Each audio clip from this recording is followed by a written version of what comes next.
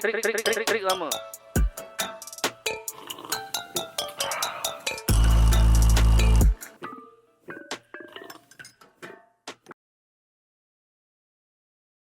Hello, everybody. So today is my turn to MC To or start off to this- start off this edition of Trick Lama. So I just want to ask my friends here, Rocky and Zainul, how was your week? I know you've had a exciting week, Rocky, in and out of a hospital. Yeah, I've got But- my date, my surgery date changed to July. That's one thing COVID has done for me. It's bought me 6 weeks of Time. Time. Before your time, surgery. before the surgery. Yeah. Looking forward to the surgery. Okay, great. Oh, July, your heart will go on. It's okay. And Zainul, how about you? I was traveling. Took my wife. All right. Somebody was in Korea. Yes, I was traveling. For your birthday too. Happy Yes, birthday, thank you very belated much. birthday, Yeah, Zainul. Thank you very much. Yeah. So we checked the public transport there. Ah, We use the public transport there entirely. Buses, trains, everything. Fast train, simple train, train to Busan. I was on train to Busan. any zombies along the way? No. Yeah, few. So anyway, yeah. So it was a good week. So I came back here, and then suddenly I found what's in the news. This thing about mobility, Asia mobility. Asia thing. Mobility. That's what's happening. And then then Terence said, let's call them for a podcast. And that brings us to our guest today. Two people who are not too unfamiliar to me anyway. One is my very good friend, an old friend, Premesh Chandran. This week, founder of Malaysia Kini. Well done. Just because you're my friend, that doesn't mean I'm not going to be hard on you, my bro. So be prepared. Don't worry, I'll return the favor sometime. I'm sure you will. I'm sure you will. And next to me is Mr. Ramachandran Muniandy. I don't know Ramachandran as well as I know Prem, but of course, you know, I vote in Subang Jaya. And Ram's wife was a two-term assemblywoman Yes. in Subang Jaya. She's now my MP. And now she's your MP in Segambut. We are, of course, we're talking about Hannah Yeoh, and we've got Mr. Hannah Yeoh sitting here today, Ramachandran Muniandy. But yes, so you are here today not so much to talk about your wife, but you are here and not to talk about Malaysia Kini Prem or press freedom, or I know we were in Havana in Kuching together last week to talk about press freedom and whatnot. But today we are going to talk about this thing like Zainul mentioned, Asia Mobility. It's been on nobody knew what it was, who's behind it, what is it all about. Suddenly everybody is an expert on Asia Mobility. And Prem and Ram are the founders of Asia Mobility, a company, a tech company. Correct me if I'm wrong. Please stop me along the way if I'm making any mistakes or assumptions. That is behind the promotion and hopefully the implementation of the demand responsive transit system, which they hope to implement in Selangor. And if it takes off, hopefully it's something that can be replicated nationwide. Am I right to say that? Yeah, it is. It is a Ram, service yes. that's already running, Terence. And so this is our 7th month of running the service under the Selangor Mobility Program. It started off in last year November with the first 2 zones, and then followed up by the 3rd and 4th zones going live in February. This is the first time a DRT service is being run in Malaysia that is part of a state program. Okay. We are going to come back to DRT and Asia Mobility, but before we get into the nitty-gritty of that, I just wanted to we need to address the elephant in the room. The reason why Asia Mobility and DRT started becoming the buzzwords in the last 1-2 weeks is because of the contract of that was awarded to Asia Mobility by the state government. Because of Ram's involvement in Asia Mobility and Ram's association or his relationship with the minister of the federal minister of youth and sports former Subang Jaya Assemblywoman Hannah Yeoh, and that's what all this noise is all about. And unfortunately, that noise is what's making people aware of Asia Mobility and DRT. So maybe before we move forward, can we just address the elephant in the room, Ram? And can can you tell us how the Asia Mobility and you, for that matter, managed to get this project from the state government? Sure. So, DRT being such a new thing here, it's a technology-powered public transport service, and that is what is key to understand. It is not a conventional vehicle-only experience. There is a digital experience to public transport now, right? And so that's what we set out to do in 2018, is to solve the public transport problems in cities of the developing world. And that's why we are called Asia Mobility, not Malaysia Mobility. Okay. The focus has always been about solving this problem at scale across cities of the developing world, starting obviously with our home, Malaysia. We are proudly Malaysian company, built everything here in Malaysia. And we saw that as a key strategic advantage for the business, building in Malaysia for the rest of the developing world. And me being a software engineer by training, I brought the tech know-how. Prem has got a lot of passion with public transport, and obviously he has run a successful business with Malaysia Kini. We saw that as a winning combination of co-founders to do this.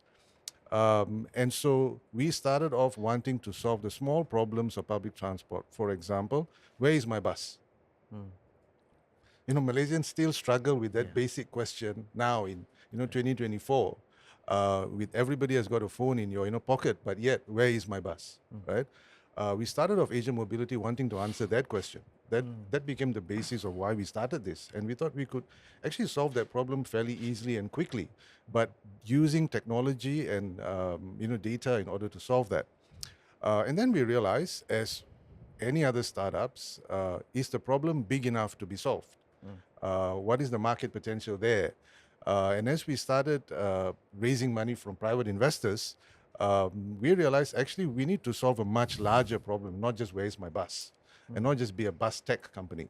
And that was when we decided, in order to move the needle in a city like KL, you had to work with all modes of transport, not a singular mode of transport. And so you had to be multimodal in nature, right? And that is when we decided to become a mobility as a service company, MAS. That's a term that's used in our industry. And that really means the digitization of transport across all modes. Public transport is one. And in public transport, you have buses, you have rails, you have many modes of public transport.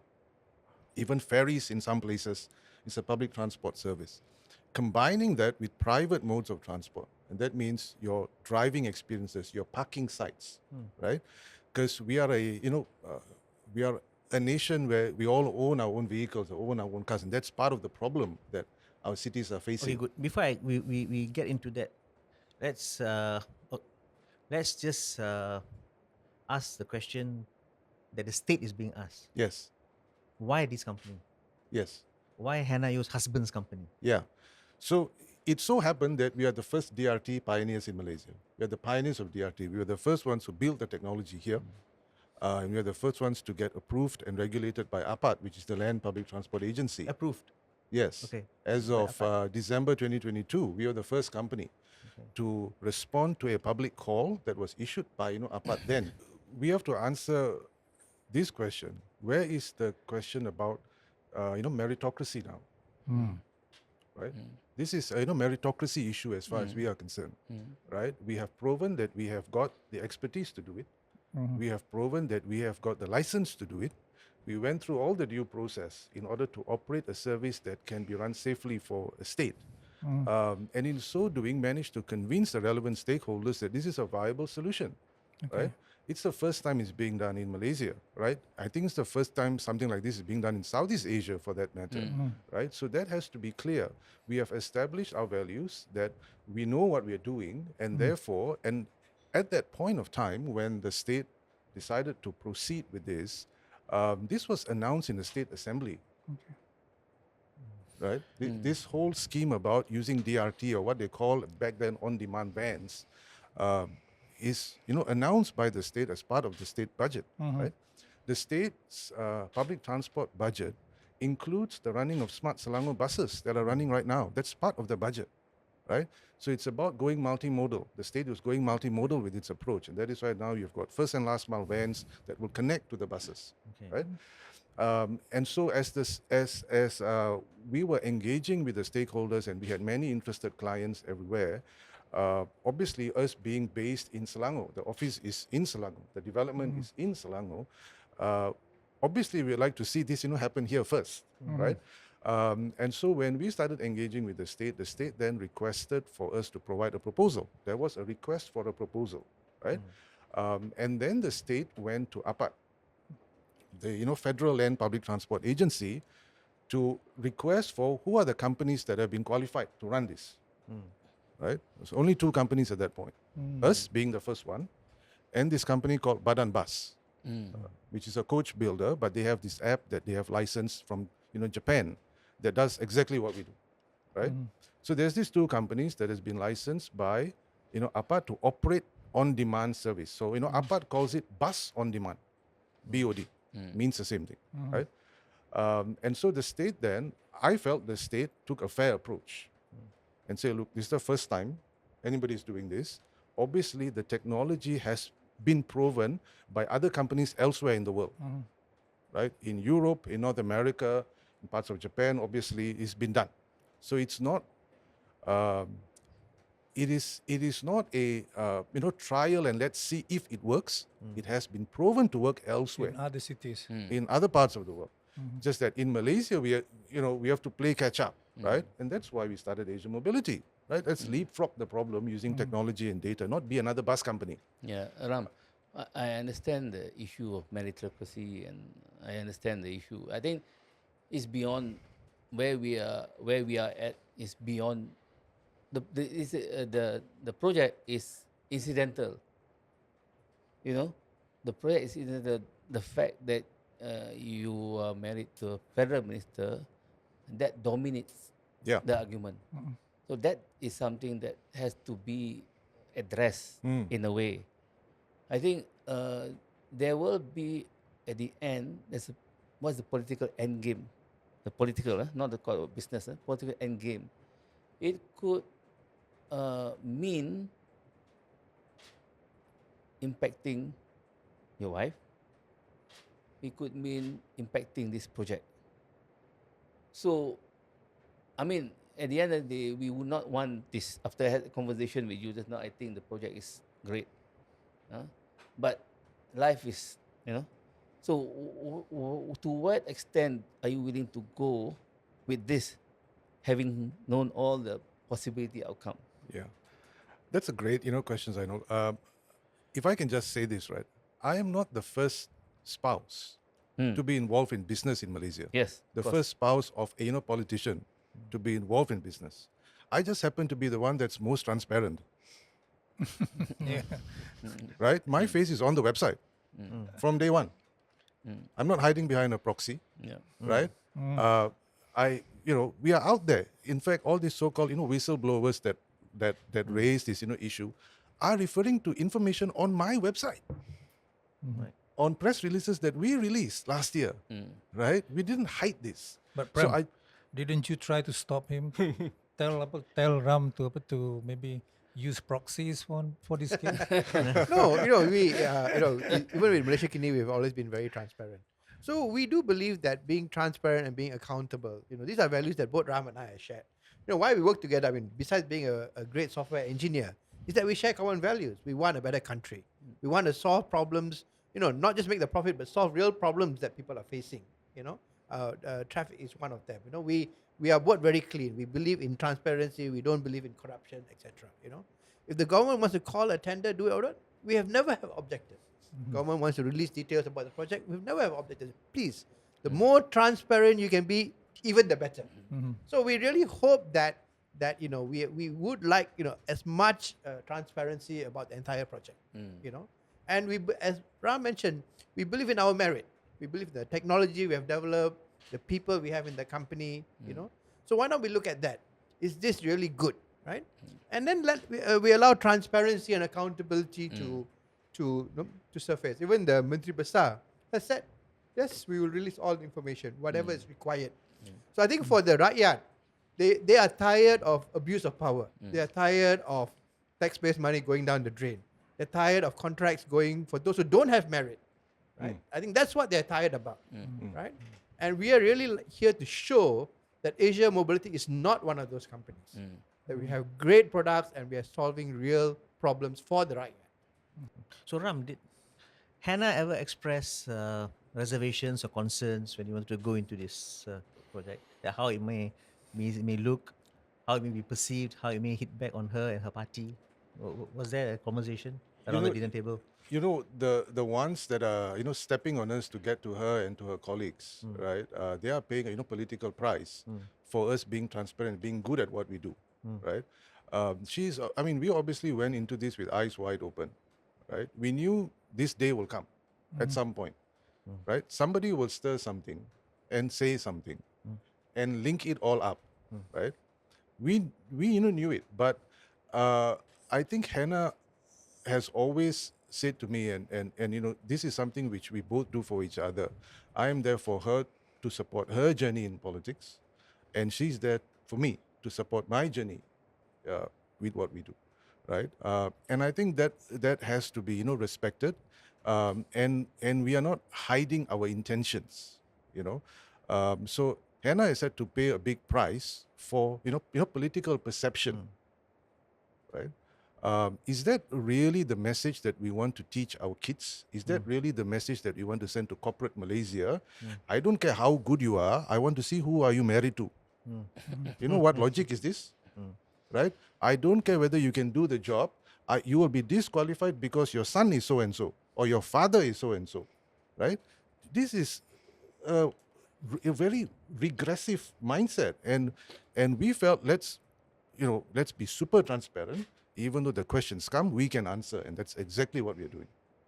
Probably the fallout or the big bets won't be as bad if it was some other politician.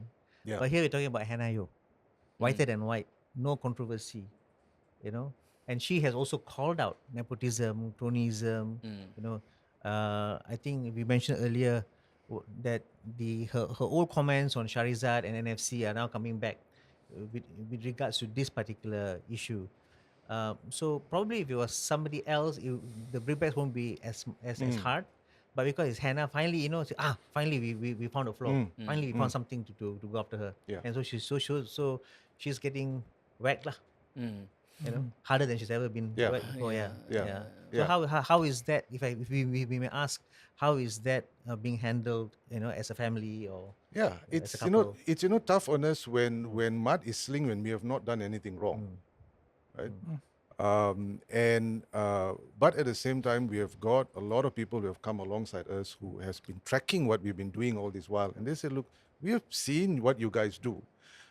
You've got global awards. Track Rights was picked as one of top 100 solutions by Excelicity last year across the world, right? Recognition from elsewhere, but in Malaysia, brickbats, right? But that is the state of Malaysia But I in think politics and in elsewhere. No, I think the project in itself, we did some research on the project and found out. I think that is, I think that's never the issue. I think it will bear itself out. In some ways, whether how it performs or not. But I think here, you said you had expected this. You expected this, so there's a calculated risk that you did. Yeah. Knowing that it could have impact on the careers of both of you and your companies. So, what made you decide to just carry on? Go ahead. Yeah. What should we have done then? I mean, some people would just say, okay. They want you to stay at home and take care of the kids. Take care of the kids. House husband. And go shopping and buy. Go shopping. Go buy a shopping. few- No, but Yeah. I think that's for some other people perhaps don't get facts in the way of good narrative. You mentioned APAT. Yeah. You mentioned you got the APAT approval in 2022. Yeah. Yeah. Who was the transport minister then? Was it Anthony or Wee Ka Siong? when the APAT call for submissions was open in 1st of September 2022, you can look it up. The Minister of Transport then is Wee Ka Wee Ka Siong, Siong. Okay. right? So yeah, so while facts, well, I completely agree that we don't let facts get in the way of the narrative, but the fact of the matter is here is that facts are lost on people. Yes. Right. It happens these days. Yeah. Yeah. So the question that we ask back, people who say, okay, you saw this coming, why you didn't do anything? Okay, what would you like me to do? And that question nobody could answer. What would you like me to do? The other option is this, which I say I'm not the first spouse involved in business, right? Be it in public listed companies or even private companies. Let's get that out of the way, right? But the fact of the matter is that a lot of people say, look, let's just in order to fight for perception, right? We do this. We cover all bases. We hide you and conceal you. Put proxies in, right? Even by shareholding on the cap table, won't see your name, but actually it's held in trust for somebody, right? That's Trick Lama lah ni. that's the Trick Lama, right? So we decided not to do that. That's the key thing here. We decided not to do that. We could have easily done that and not face this issue now. We decided not to. But on hindsight, do you think you should have? No. No. We are resolute in the fact that this needs to change, because this is robbing, like what Prem said. We have got national interests at heart here. Ultimately, we do things because we want to see our nation improve.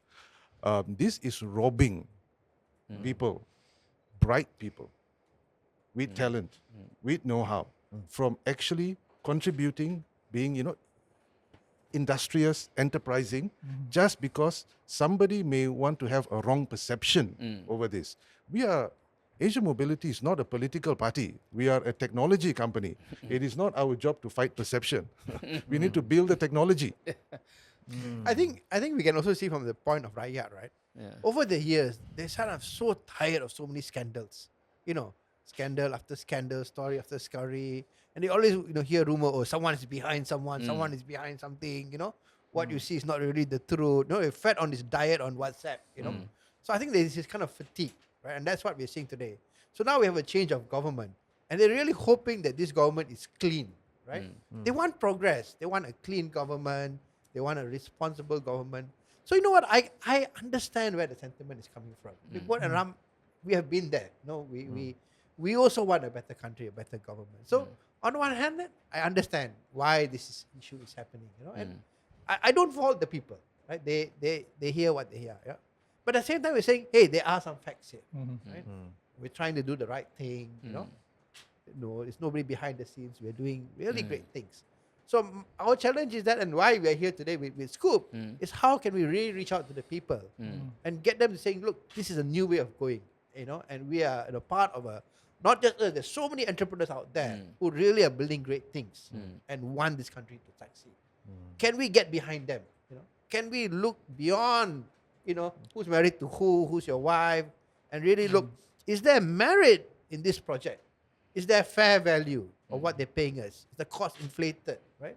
Let's look at those facts and then judge, is this value for the right? That's what we are asking. Prem, before we proceed to the next segment on exactly what is DRT, we're just doing some checks on the SSM checks on who's involved in Asia Mobiliti. Of course, we saw Capital A is one of your investors, and then and the son-in-law of the late MIC Deputy President is there, Satya, right? Yep. So what is their involvement in Asia Mobility? Sure. Our very first investor was AirAsia Digital. Okay. Right. So they have remained on our shareholders table until now. And then followed by in 2020 we raised another round of funding, seed 2 round of funding with the participation of DVE Sapta, which is owned by Dr. Wira Satya. Yeah. He is invested into many other startups as well as part of his portfolio. So we're one of his portfolio companies. He did Sri Lanka, didn't he? Yes. Was involved in Sri yes, Lanka. Okay. Yes. And then in our last round of funding, our pre-A round in 2022, which we closed, DVE, SAPTA, followed on and enlarged their stake. And then we had a number of other private investors join that as well, including an architectural firm with an office in Australia and here. So That one blessing in disguise for me, Pran, is that about this Asia Mobility, the controversy has actually, I've never heard of DRT before this. I never heard of you. I never heard of the other guys, Mobi or Badan Mobi. Bas, the other Because you company. don't take public transport lah. You are the kereta besar. Because you know what? Exactly. I don't have kereta besar, but I had lost confidence in the public transportation. We I'm had the only so one who much. takes public transport. We have so much problems with, but we do have the models, Rapid KL and all that. Yes. How? We have this. We have so many problems. What makes DRT the answer to our problems? What in 6 months' times, or when your 9-month proof of concept period ends, I may go back and say that this is all hangat-hangat tai ayam, Ini semua trick lama to make money. But how do you convince the people like me who have lost faith in public transport to stick with you? See whether. So as of now, as of May, we've been running the service by the end of May, which is the last day of May now, which is for 7 months. We have accomplished slightly more than 17,000 ridership. 17,000 17,000. ridership. Please go and speak to the 17,000 people who are using this on a daily basis, right? Should it be larger? Yes. This should be everywhere. We just so happen to only be in 4 small zones in Selangor, right? And the whole idea of using DRT is to be able to free the buses from a fixed route and a fixed schedule. Because a fixed route, fixed timetable service locks in the frequency of those vehicles, right? That's the downside to those kind of services. And that You means mean that, services like Rapid KL? like your buses now, it's on a timetable or a frequency and a fixed route, Okay. right?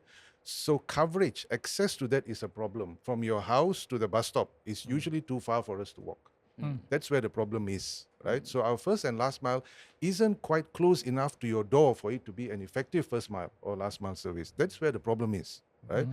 We all don't live at the stations, unfortunately. We're not like Singapore where you could be, living close by to a station. We don't, right?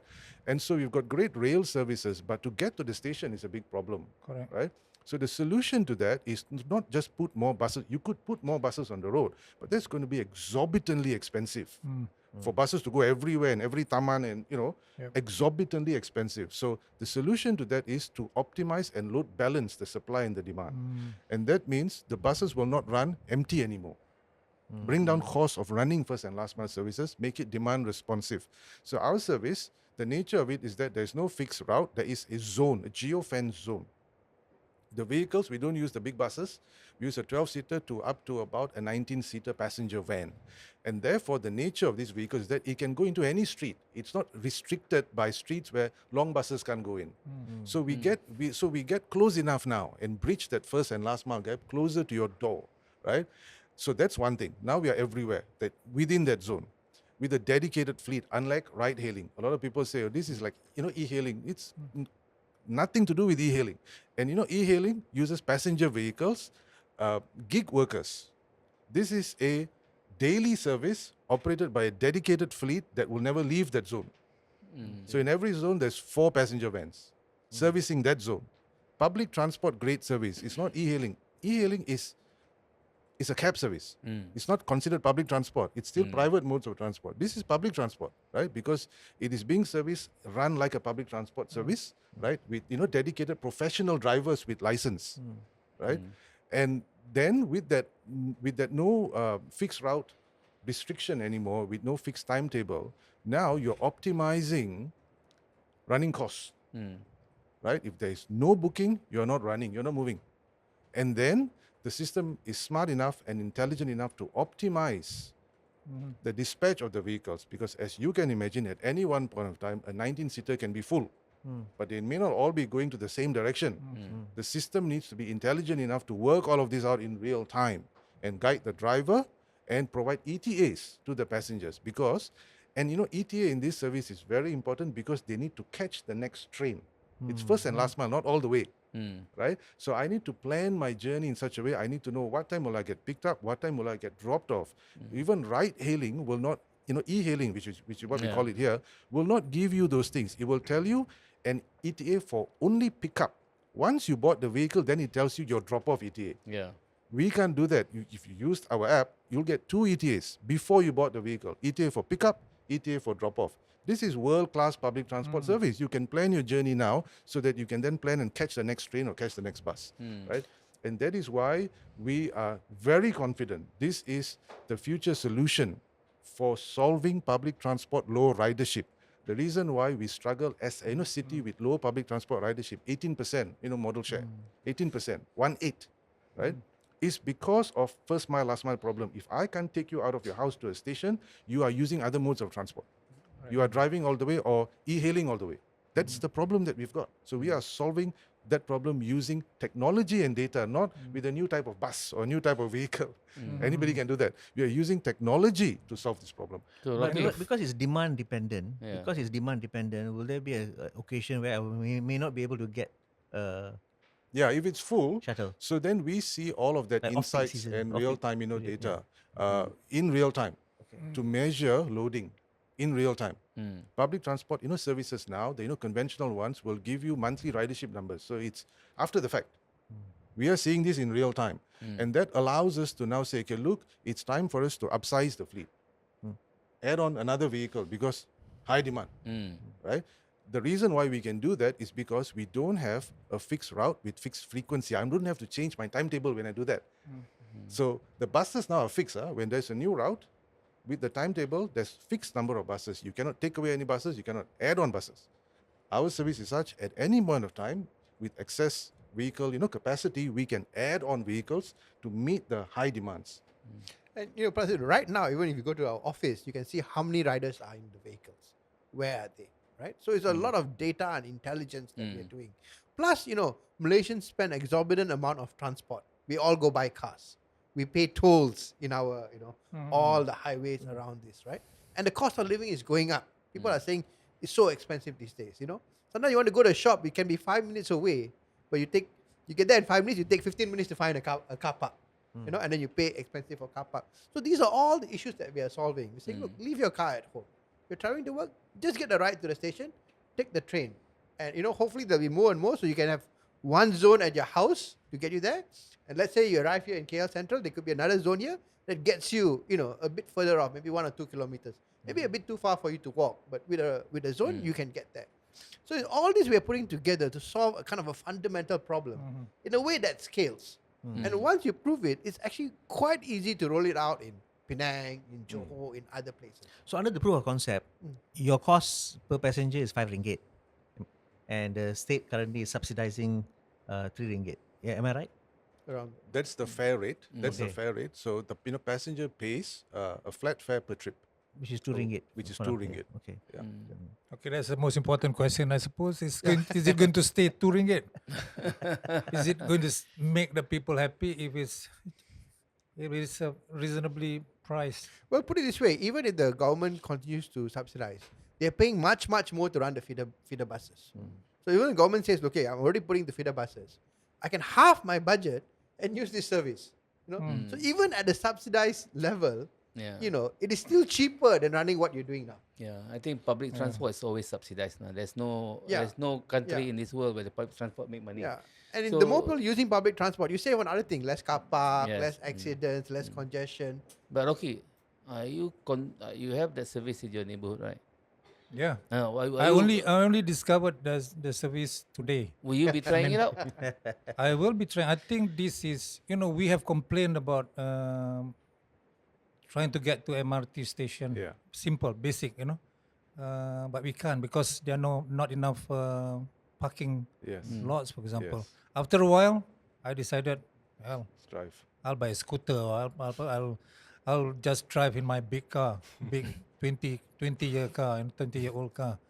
But this, I think, is possibly and your point, in London, where I live for 18 months, the the tube is just dekat saja. I can just walk. Yeah. Not here. You Yeah. can't. You know. Yes. So Yes. this is like I said, this is a blessing in disguise. Yeah. You know, otherwise I wouldn't know that there was this kind of service.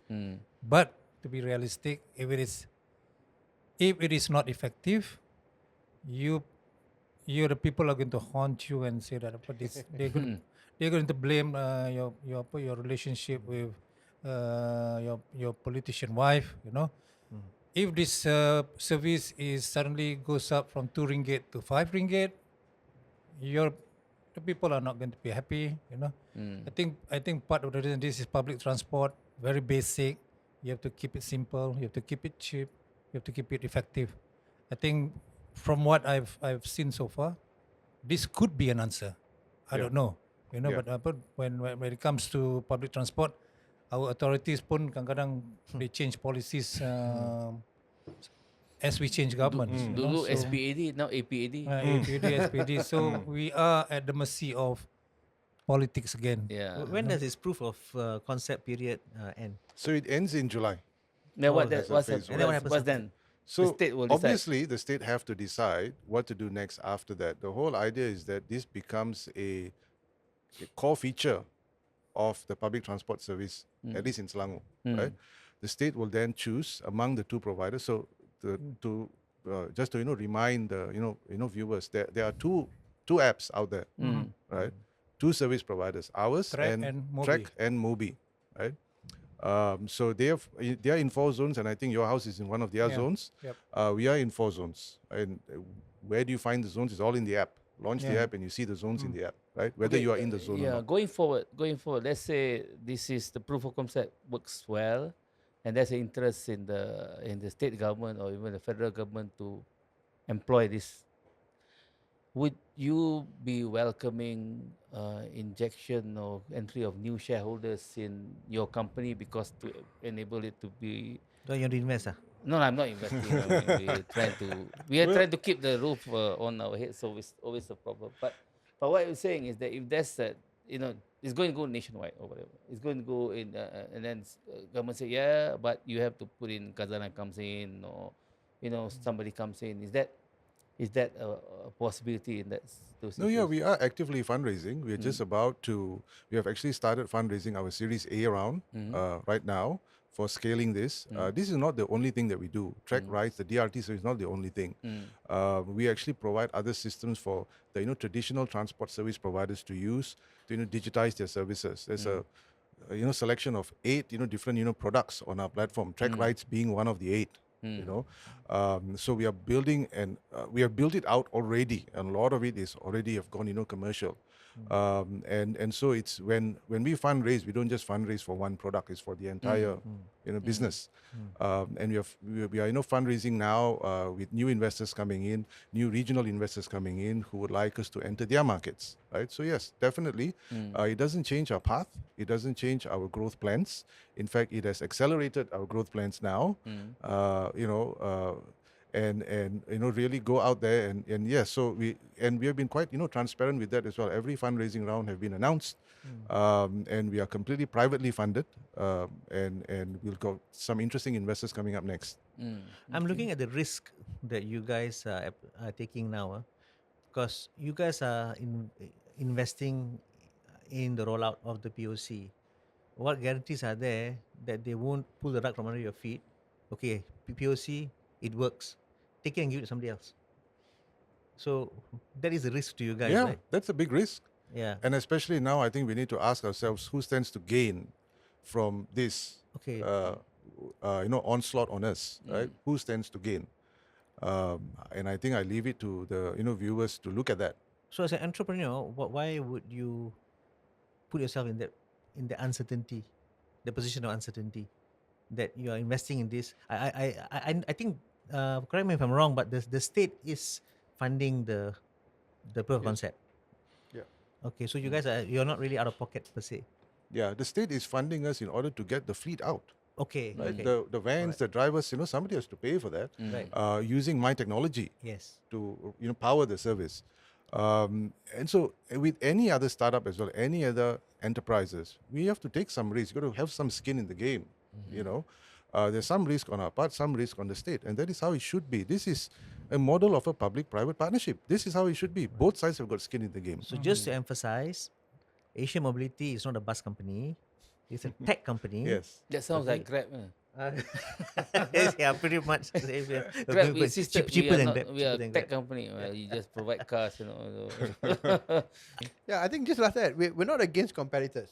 Actually, the more people offering solutions for public transport, the better, right? That works with our mission. We're not saying that we should be the only ones. We should have monopoly. Okay.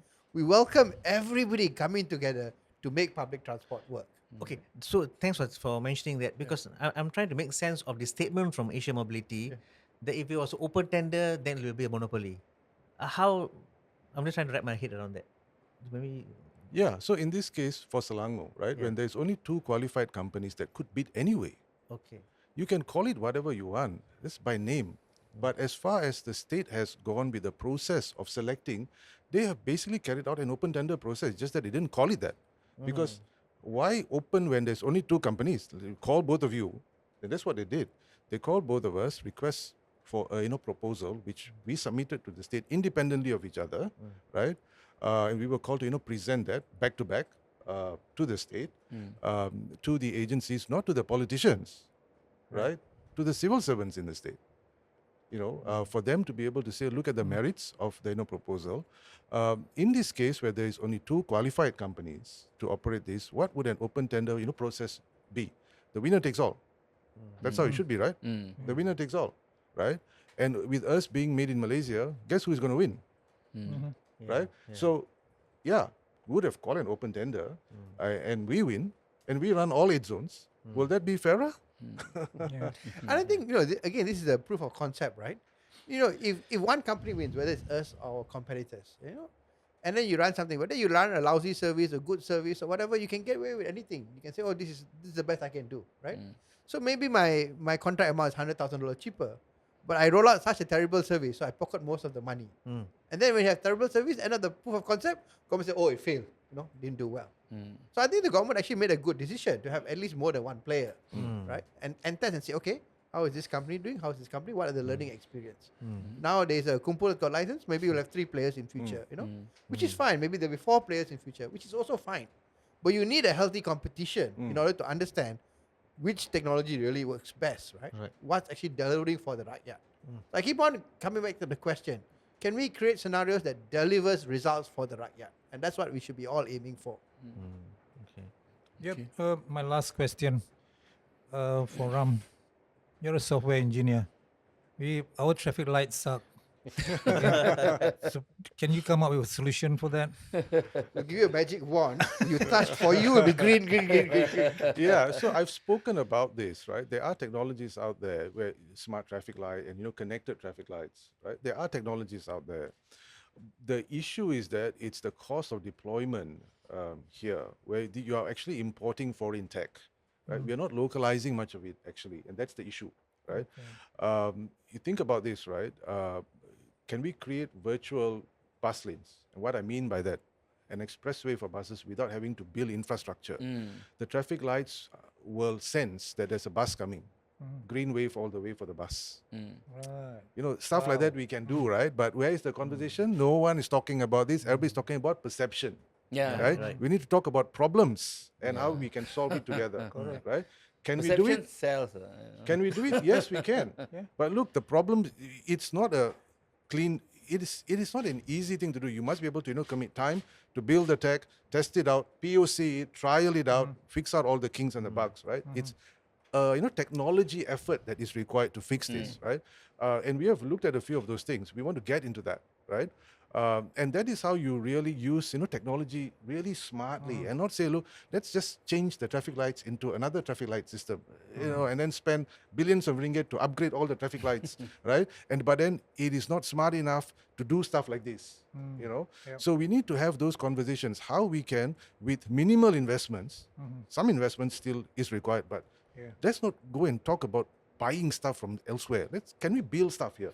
Right? And solve all of these local problems. You solve it here, that same problem about not so smart, traffic lights, Bangkok needs it, Jakarta needs it, Manila needs it, All of these countries needs it. But why aren't they doing it? Same problem here. It costs too much to import foreign technology, right? So we as a nation should be having those conversations. How I wish we had spoke about what are the cool stuff that we can do, rather than, unfortunately, we are all having to address this, right, and not solving the problems out there for the man on the street. Like another project I can talk about, we partnered with Monash University to look at LiDAR sensors, right? So to be able to scan and figure out, okay, where are the parking spaces left? How many times we're going round and round looking for parking space? Wouldn't you want to know, hey, that's my nearest parking spot? Can we solve that problem? Right? We look at some technologies that perhaps do that. So this is what we want to do. We want to look at what are the problems that we are facing and how can we apply the best technology to get it done in an affordable way. So the riot doesn't have to spend, the government doesn't have to spend. But that requires the room to try things out. And some won't work, right? Some things will go wrong, right?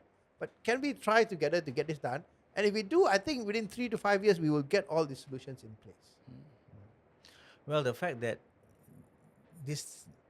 that you did the MOU 7 months ago, and this issue is now only now coming out, it seems to indicate that things are probably working out for you guys, lah. I think the proof of concept has gone well. It's gone really well, right? And the fact that we did that with such low costs. If you look at the number of fleet involved, the number of drivers, we didn't shortchange anybody, right? It's a daily service, 14 hours a day. It's a robust, real service that's running out there, right? Shows that a lot more can be done. We can put a lot more vans, create more zones, and really fix this entire first mile and last mile problem. So to your point about the fact that this was announced or this was signed last year, 7 months ago when we started this, we had a press release out announcing that. My face is on it. Yes. Especially of you next to the MB receiving. My face is on it. My name is on it. Right? Wasn't a problem then. Seems to be a problem now. So why now? That is a question. Ini Why Trick- now? Trick Lama. Ini Trick Lama ni. So Why anyway, is it with that, surfacing I think with that we did. Some district lama. I think I thanks you guys for coming over and clarifying, and then thanks for answering our question. We probably maybe sometime we call them back and see whether they win the proof of concept things or whatever, and try to figure out. So anyway, thanks a lot. Thank you. Thank you. Thank you. Thanks. everyone. Thank you. Ramachandran Muniandy and Premesh Chandran of Asia Mobiliti. Thank you for joining us on Trick Lama. Thank you. Thank you for Thank you. having us.